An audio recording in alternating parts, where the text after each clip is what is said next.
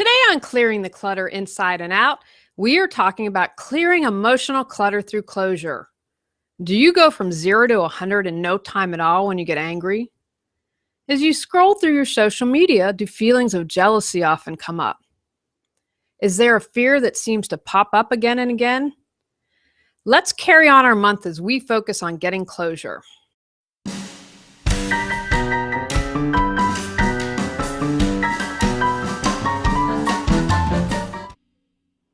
Are you overwhelmed by clutter, looking to organize your life? Do you feel stuck and are ready for a change? Every Tuesday at 1 p.m., join award-winning professional organizer and coach Julie Coraccio on Clearing the Clutter Inside and Out as she supports you in navigating the waters of decluttering your life and getting organized. Julie thinks outside the box and examines clutter in all areas: physical, mental, emotional, spiritual, energetic, and more. Ready to live a more joyful and fulfilling life? I'm talking about closure this month as 2016 is about to end and we welcome 2017. I have found closure to be beneficial personally as well as with clients. Closure might not be necessary for you, but be open as it might be something that you find supportive. All the podcast episodes this month focus on closure. I encourage you to listen to them all. I might say something in a different way that allows you to hear something. They're all short, so you can still enjoy your holidays and listen to the podcast. Let's look at what emotional clutter you could get closure on. Maybe you need to release guilt or shame over something. If I could erase one emotion, it would be shame, because so many times others shame us unnecessarily. I think of the Game of Thrones scene where the woman keeps saying shame, shame, shame to Cersei. Shame really keeps a lot of us stuck.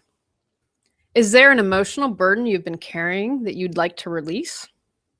Perhaps you have jealousy over something or someone. Would you be willing to release that? If nothing easily comes to mind, take a few days to monitor your thoughts and actions. Maybe something keeps coming up that you weren't aware of. I believe our emotions are our guideposts signaling the path to change. Had a good friend of mine who broke up with his girlfriend a few months ago. It didn't end well. She wasn't honest with him, and he was right about her being in another relationship before theirs ended. But he kept going back to Facebook to look at her page to find proof. It was something that was driving him nuts. I suggested to him that getting closure might be beneficial. Once he got closure, he was able to move forward and stop checking out her Facebook page. Closure allows you to move forward. In a situation that involves another person, you need to be aware that they might not be able to give you closure. Maybe they aren't willing to give you your say or answer any questions. You have zero control over that. What you can control is your opportunity to get closure and move on. So zero expectation if your closure involves someone else. Awareness is half the battle, but then comes taking action, and sometimes that's the hardest part. Remember to be compassionate and non-judgmental with yourself. Be your own best friend, not your own worst enemy. It has been my experience that when dealing with emotions, there are often layers, and it is beneficial to dig deeper to get to the root.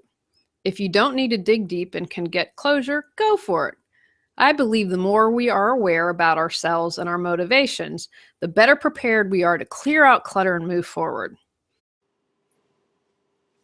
Do you prefer to do it yourself, motivated to release clutter and finally get organized, but need some guidance? Do you have an idea of how to organize and declutter, but know a game plan would support you in achieving your goals?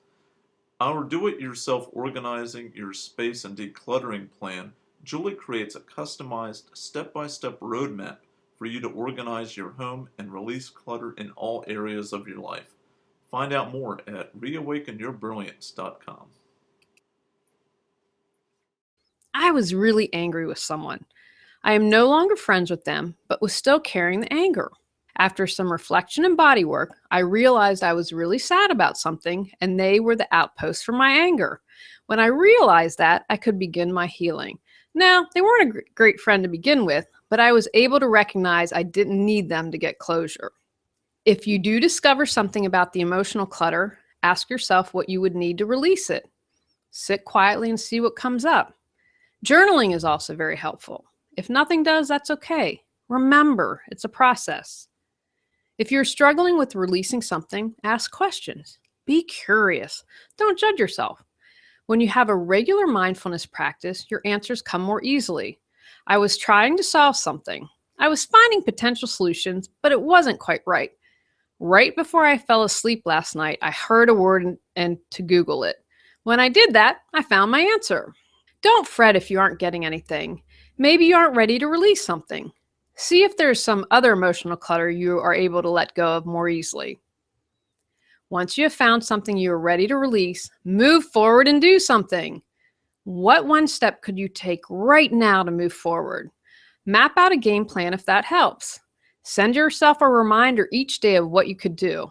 For example, when I figured out I was really sad, I made sure I got extra self-care. I took the step of unfollowing the person on Facebook so I would not have to see them. While they were wrongly the focal point of my sadness, they still weren't a good friend. I felt a weight lifted like that was the final cutting on ending a relationship. The reality is that we might run into each other because we're in the same town, but I can handle that because I have closure. I won't have an emotional breakdown or have to scream at them. Finally, consider doing a rite of passage. How can you celebrate or get closure? Is it dancing away any remaining emotions with a solemn song, followed by an uplifting tune that brings you joy and ready to embrace what comes next?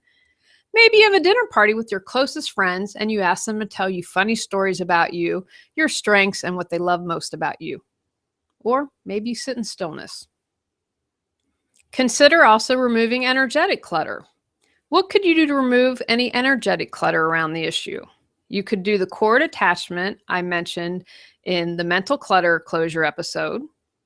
You could examine your chakras for any stuck energy. Sit quietly and ask where the energy is still being held. Ask for it to be removed. Consider seeing a healer if you feel you can't move it by yourself. What emotional clutter will you be getting closure on this year? Takeaways from today's podcast. If you are not ready to release and get closure on some emotional clutter, that's okay. Don't try to force something because you can always revisit it at a later date. Maybe there's something else you're ready to release. Ask what that is. Taking action is key once you've discovered the emotional clutter you would like to have closure on.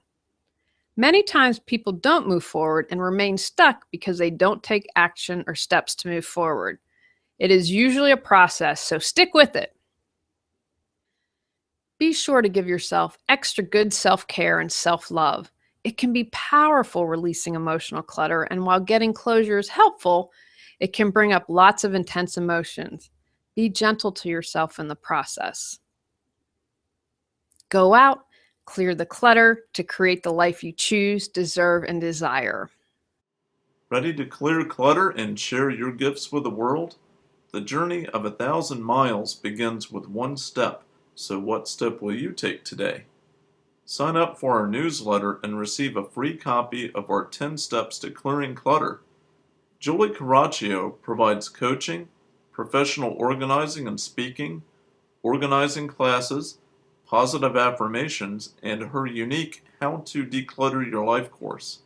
Learn more at reawakenyourbrilliance.com. Subscribe to Clearing the Clutter Inside and Out and join us next Tuesday at 1 p.m.